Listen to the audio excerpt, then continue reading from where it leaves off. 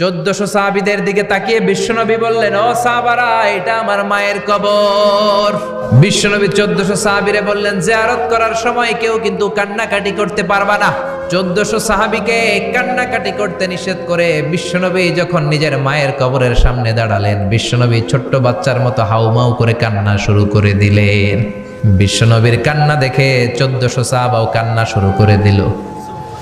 বিশ্বনবী 1400 সাহাবীদের দিকে তাকিয়ে ধমক দিয়ে বলে, তোমরা কাঁদো কেন? সাহাবারা বলে, নবী, আপনাকে আমরা অনেক ভালোবাসি। আপনার চোখ দিয়ে দার দার করে পানি নামতে দেখলে আমরা আমাদের দুটি চোখ আর শুকনা রাখতে পারি না। বিশ্বনবী মায়ের আদর পায় নাই, কিন্তু মায়ের কবরের সামনে দাঁড়িয়ে ছোট্ট বাচ্চার মতো কেঁদেছে। মা বাবা আপনার সবচেয়ে বড় পীর, মা বাবা আপনার সবচেয়ে বড় দামি জিনিস। এই পৃথিবীর সব আল্লাহর ওলিগুলা যদি কোরআন খতম করে একটা গ্লাসের পানির মধ্যে ফু দেয়, আর আপনার জনম দুঃখিনী মা যদি শুধু বিসমিল্লাহ পরে আরেকটা গ্লাসের পানির মধ্যে ফু দেয়, আল্লাহর কসম আপনার মায়ের দোয়াটা আগে আগে কবুল হয়ে যাবে। ওগো মা, তুমি এই ধরনের শ্রেষ্ঠ নেয়ামত, তোমারই পদ তলে রয়েছে জান্নাত। ঠিক কিনা? এজন্য আল্লাহ বললেন, প্রথম ফয়সালা আমি আল্লাহর ইবাদত করবা। দ্বিতীয় ফয়সালা মা বাবার সাথে ইহসান করবা। কি করবা? ইহসান। সবাই বলেন। এগুলো কোরআনে বর্ণিত টার্মিনোলজি, মানে পরিভাষা। এগুলো মুখস্থ করবেন। দুনিয়াতে কত পরিভাষা মুখস্থ করছেন, কত জ্যামিতির সূত্র মুখস্থ করেছেন, কত ইংরেজি ভাব সম্প্রসারণ মুখস্থ করেছেন, কিন্তু কোরআনের কথাগুলো মানুষ শুনতে চায় না। মাতা পিতার প্রতি আমরা সবাই আজকে থেকে ইহসান করব। কি করব? আমরা বললাম, আল্লাহ ইহসান কি? ইহসানের ব্যাখ্যা দেন। আল্লাহ নিজেই কোরআনে ইহসানের ব্যাখ্যা দিলেন, ইম্মা ইয়াবলুগান্না ইনদাকাল কিবারা আহাদুহুমা আও কিলাহুমা ফালা তাকুল লাহুমা উফ। ইহসানের ব্যাখ্যা হলো, আল্লাহ বললেন ইহসানের ব্যাখ্যা কি? শোনো শোনো। ইহসানের 5টা ব্যাখ্যা আল্লাহ দিলেন। প্রথম ব্যাখ্যা হলো, মা বাবা যখন বার্ধক্যে উপনীত হয়, মা বাবার বয়স যখন 60 হয়, 70 হয়, তখন তাদের কোনো কর্মকাণ্ডের কারণে ছেলে মেয়ে হিসেবে নাক ছিটকানো যাবে না, শব্দটাও করা যাবে না। কার কথা? মা বাবা আমাদের অনেকেরই বয়স হয়ে গেছে 60-70, আছে না নাই? বিছানায় পড়া, তাদের কোনো কাজে, তাদের কোনো আচরণে নাক ছিটকানো যাবে? জোরে বলেন। আল্লাহ বলে, খবরদার, নাক ছিটকানো তো দূরের কথা, কি যন্ত্রণা, এই কথাটাও বলা যাবে না। ঠিক কি না? এর কারণ আমরা যখন ছোট ছিলাম আমরা কম জ্বালাতন করি নাই। আমরা যখন ছোট ছিলাম কম কষ্ট মায়েরে দেই নাই। আপনার কত বছর আগের ঘটনা খেলা আছে? আপনার বয়স যখন 3, কি হয়েছিল? খেলা আছে তো? 3 বছরের কথা যদি আপনার খেলনা থাকে, আপনার বয়স যখন 2 ছিল কি জ্বালাতন করছেন মনে আছে? বয়স যখন ছিল 1, তখন তো আরো বেশি জ্বালাইছেন, তখন তো আমরা আরো বেশি জ্বালিয়েছি। ঠিক কি না? আল্লাহ বলেন, তোমরাও কম জ্বালাও নাই। পেশাব পায়খানা করে ঘর ভরায় দিতা, শীতের রাতে বিছানা ঠান্ডা করে দিতা, ডান দিকে নিয়ে তোমার মা তোমার সাথে ঘুমালো, ডান দিকে পেশাব করে ভিজিয়ে দিয়েছো, তোমার মা তোমারে ঘর থেকে বের করে দেয় নাই। বাম দিকে আদর করে রেখেছে, বাম দিকে পেশাব করে ভিজিয়ে দিয়েছো, তারপরেও তোমার মা লাথি মেরে তোমারে ঘর থেকে বের করে দেয় নাই। শীতের রাতে তোমার মা তোমারে বুকে নিয়ে ঘুমালো, কনকনে মাঘ মাসের শীতের রাত, পেশাব করে মায়ের জামাটা ভিজিয়ে দিয়েছো।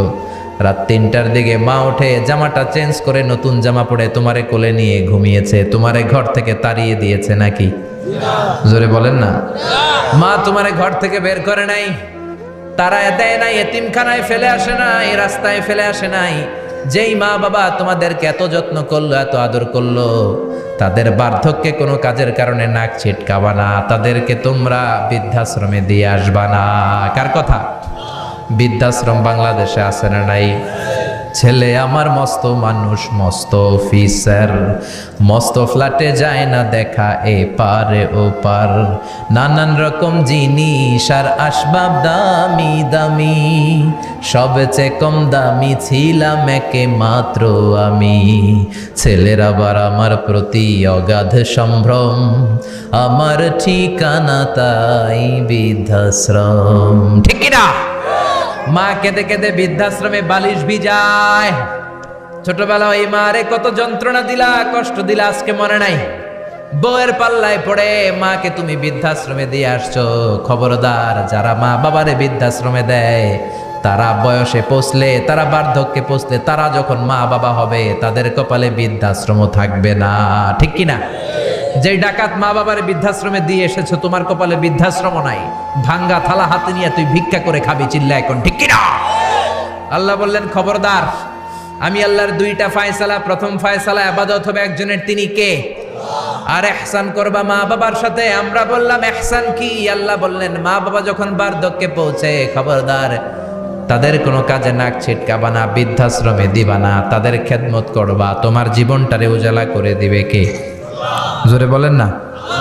আল্লাহ বললেন ইহসানের 2 নাম্বার ব্যাখ্যা, ওয়ালা তানহারহুমা ওয়া কুল লাহুমা কাওলান কারীমা। মা বাবারে ধমক দিও না। কি দিও না? অনেকে মা বাবারে ধমক দেয়, কি দেয় না? জোরে কোন? সবার সাথে ভালো আচরণ, ঘরে ঢুকলেই মারে বকা দেয়, গালি দেয়, আছে না নাই? বাবারে ডাকে বুড়া, মারে ডাকে বুড়ি, আছে না নাই? তুমি কেমন করে বাবারে বুড়া ডাকলা, মারে বুড়ি ডাকলা? তাদের এই বয়সটা তো এমনি এমনি হয় নাই। তোমারে লালন পালন করতে যেই তারা তাদের জীবন যৌবন হারিয়ে আজকে বুড়া বুড়ি, ঠিক কিনা?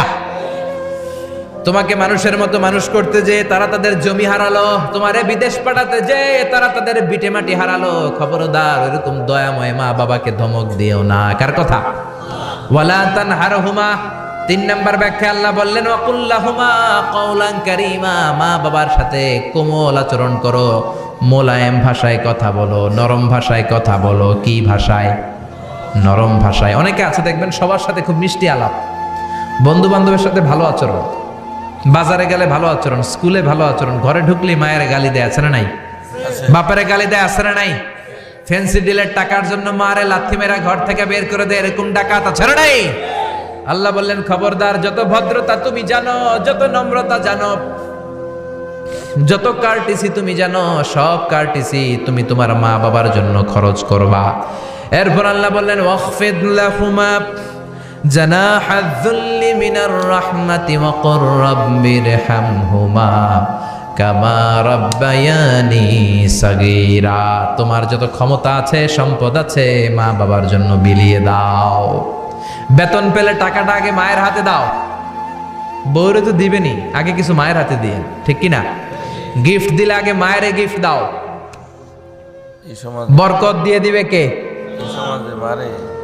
মার হাতে তুলে দাও, বরকত আছে না নাই? মায়ের হাতে আগে দিলে ওই বেতনের ভেতরে বরকত ঢুকায় দিবে কে?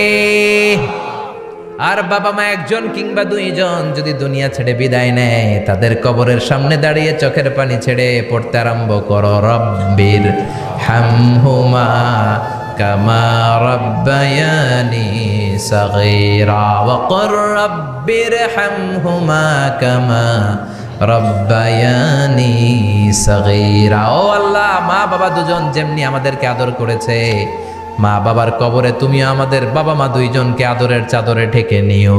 পড়েন আমিন। যাদের বাবা মা নাই এই দোয়াটা করবেন। প্রত্যেক নামাজের পরে আব্বা আম্মার জন্য এই দোয়াটা করতে হবে। রাজি আছেন তো? আমরা যারা আব্বা আম্মা হারিয়েছি, আল্লাহ তাদের কবরগুলোরে তুমি জান্নাতের বাগান বানাও। এজন্য মা বাবার সাথে ভালো আচরণ, এটা ফরজ। যুবক ভাইয়েরা, রক্ত গরম, মাথা ঠিক থাকে না, মার সাথে কি বলো, বাবার সাথে কি আচরণ করো। যেই বাবা মা তাদের জীবন যৌবন শেষ করলো তোমার জন্য, খবরদার ওই বাবা মারে গালি দিও না। তুমি নামাজি হতে পারো, তুমি আল্লাহর ওলি হতে পারো, হাজী সাহেব হতে পারো, কিন্তু মা বাবা যদি তোমার উপর নাখোশ হয়, তোমার দুনিয়াও শেষ, আখিরাতও আমও শেষ। সালাও। এজন্য বিশ্বনবী বললেন সবচেয়ে ভালো আমল মা বাবার সাথে ভালো আচরণ। আরবিতে এটারে বলে বিররুল ওয়ালিদাইন। কি বলে? এক সাহাবী বলল, নবী আইয়ুল আমালি আফদাল, এই পৃথিবীর বুকে সবচাইতে সেরা আমল কোনটা? বিষ্ণু বললেন 3টা। কয়টা? 1 নম্বরে আসসালাতু ফি ওয়াক্তিহা, সময় মতো নামাজ, আজান হওয়ার সাথে সাথে নামাজ পড়বা, এর চেয়ে ভালো কাজ আর নাই, ঠিক কি না? সালাতে কায়েম করো, সালাতে কায়েম করো, হবে সম্মানী তুমি, হবে জান্নাতি তুমি, হবে সম্মানী তুমি, হবে জান্নাতি তুমি, দিবে কাল হাসরে শীতল ছায়া আরশে আজিম, রাব্বিয়াল আলা রাব্বিয়াল আযীম। সুবহানাল্লাহ পড়েন। 1 নাম্বার হলো আসসালাতু ফি ওয়াক্তিহা, সময় মতো নামাজ পড়া। 2 নম্বরে বিররুল ওয়ালিদাইন, মাতা পিতার খেদমত করা। 3 নম্বরে আল জিহাদু ফি সাবিলিল্লাহ, আল্লাহর রাস্তায় জিহাদ করা। আল্লাহর রাস্তায় জিহাদের দরকার আছে না নাই? আছে। এই 3টা আমল সেরা। নামাজ যেমনি সেরা, মাতা পিতার সাথে ভালো আচরণ সেরা, জিহাদ করা সেরা। আরেক বর্ণনায় বিশ্বনবী বললেন মা বাবার খেদমত করা জিহাদের চেয়ে বেশি দামি। আল্লাহু আকবার। এক সাহাবী বললেন ইয়া রাসূলুল্লাহ আস্তাযিনুকাল জিহাদ, আমি জিহাদে যাওয়ার অনুমতি চাই। বিশ্বনবী বললেন বাবা মা কেউ বেঁচে আছে নাকি? সাহাবী বললেন আছে। বিশ্বনবী বললেন যাও ঘরে ফিরে যাও, ফাফিহিমা ফাজাহিদ, বাবা মার খেদমত করো। বাবা মার খেদমত করলে ঘরে বসেই জিহাদের সওয়াব পাবা। কি নেয়ামত, চিনি না আমরা, বুঝি না। যতদিন থাকে ততদিন বুঝি না। বটবৃক্ষের মতো আমাদেরকে ছায়া দিয়ে রাখে, আদর দিয়ে, সোহাগ দিয়ে, পরামর্শ দিয়ে, বিপদের সময় আগলে রাখে। ছাতার মতো মাথার উপরে দাঁড়িয়ে থাকে। যার মা নাই সে বুঝে মা না থাকার কি জ্বালা। বন্ধু চলে গেলে বন্ধু পাওয়া যায়, বউ চলে গেলে বউ পাওয়া যায়, টাকা চলে গেলে টাকা পাওয়া যায়। জনম দুঃখিনী মা যদি দুনিয়া থেকে একবার বিদায় নেয়, ওই মারে আর পাওয়া যাবে নাকি? জোরে বলেন। এজন্য বিশ্বনবী বললেন রেদার রাব্বি ফি রেদাল ওয়ালিদ ওয়া সাখাতুর রাব্বি ফি সাখাতিল ওয়ালিদ। বাবা মা খুশি তো আরশের মালিক খুশি, বাবা মা বেজার তো আরশের মালিক বেজার। এজন্য সব সময় বাবা মারে খুশি রাখার দরকার আছে রাড়াই। বিশ্বনবী বলেন জান্নাতে স্পেশাল 2টা দরজা আছে, একটার নাম আব্বা, আরেকটার নাম আম্মা। একটা দরজার নাম আল আব, আরেকটার নাম আল উম। এই 2টা দরজা আমাদের ঘরে আছে না নাই? বিশ্বনবী বলেন হুমা জান্নাতুকা ওয়া নারুক, বাবা মাই তোমার জান্নাত, বাবা মাই তোমার জাহান্নাম। এখন বাবা মার সাথে কি আচরণ করবা এটা তোমার সিদ্ধান্ত। দ্য ডিসিশন ইজ ইয়ার্স, সিদ্ধান্ত তোমার। তুমি কি ভালো আচরণ করে জান্নাত কামাবা না জাহান্নামী হবা? চিল্লা এখন ঠিক কি না? বাবা মা যদি মুশরিক হয়, বাবা মা যদি হিন্দু হয়, বাবা মা যদি কাফির হয়, তারপরেও বাবা মার সাথে ভালো আচরণের দরকার আছে না নাই? এই বাংলার জমিনে অনেক হিন্দু ফ্যামিলি থেকে হিন্দুর ছেলে মুফাসসিরে কোরআনের তাফসীর শুনে মুফাসসিরের হাতে হাত রেখে কালিমা পড়ে মুসলমান হয়েছে, আছে না নাই? আছে। কিন্তু বাবা মা মুসলমান হয় নাই, আছে না নাই? আছে। তো ওই বাবা মার সাথে কি খারাপ আচরণ করা যাবে? হিন্দু হোক, ওইটা বাবা মা, ওই বাবা মার দোয়া লাগবে, আশীর্বাদ দিতে হবে। ওই বাবা মার দোয়া ছাড়া তুমি জীবনে কিচ্ছু করতে পারবা না, ঠিক কি না? বিশ্বনবীর শালীর নাম আসমা বিনতে আবি বকর। বুখারীর বর্ণনা, বিশ্বনবীর কাছে এসে বললেন নবী গো ইন্নী মুসলিমা, আমি মুসলমান, ওয়া উম্মি মুশরিকা, আমার মা হলো মুশরিকা, আফা আসলুহা, এখন আমি আমার মুশরিক মায়ের সাথে কি ভালো আচরণ করব নাকি? বিশ্বনবী বললেন ও আসমা খবরদার, তোমার মা মুশরিক হোক কাফের হোক সে তোমার মা, ঠিক কি না? সিলিহা, মা বাবার সাথে ভালো আচরণ করো। সাইয়েদনা ইব্রাহিম মুসলিম বিশ্বের জাতির পিতা, উলুল আজমি মিনার রসুল, উনি গোটা বিশ্বের মুসলমানদের পিতা, কিন্তু উনার বাপ হচ্ছে কাফের মুশরিক। নাম কি? আজার। আজার ঈমান আনে নাই, কালেমার দাওয়াত গ্রহণ করে নাই, তাই বলে সাইয়েদনা ইব্রাহিম বাবারে গালি দিছে নাকি? মন্দ কথা বলছে? ইয়া আবাতি লিমা তা'বুদু মা লা ইয়াসমা'ু ওয়া লা ইউবসিরু ওয়া লা ইউগনি আনকা শাইআ। বাবারে আদর দিয়ে, সোহাগ দিয়ে, সম্মান দিয়ে বলে বাবা কেন এই মূর্তির পূজা করো? 10টা হাত এরকম বের করে রেখে, জিহ্বা বের করে রাখে, সামনে মিষ্টি, রসমালাই, দুধমালাই, কত কিছু দিয়ে রাখে, কিচ্ছু খায় না। মূর্তির গায়ে একটা মাছি বসলো, মাছি তাড়াতে পারে না, ঠিক কি না? কেন এই মূর্তির পূজা করেন? যে এই মূর্তি কানে শোনে না, চোখে দেখে না। বাবারে বুঝালেন, কিন্তু বাবারে গালি দেয় নাই। তার মানে বাবা যদি মুশরিক হয়, বাবা যদি কাফির হয়, বাবা যদি হিন্দু হয়, তারপরেও বাবার দোয়া নিতে হবে, ঠিক কি না? বাবা মা দোয়া করলেও কবুল, বদদোয়া করলেও। শুধু দোয়া করলে যদি কবুল হইতো তাইলে তেমন ঝামেলা ছিল না, দোয়া করে না তো কি হইছে? কিন্তু বদদোয়া করলেও তো কবুল। দোয়া করে না, যদি বদদোয়া করে মুসিবত আছে না নাই? বাবা মার ছেলে মেয়েদের দৃষ্টান্ত তরমুজ আর ছুরির মতো। বাবা মা হলো ছুরি, ছেলে মেয়ে তরমুজ। তরমুজ নিচে রেখে উপর থেকে ছুরি মারলে তরমুজ কেটে যায়, আবার ছুরি নিচে ধরে রেখে উপর থেকে তরমুজ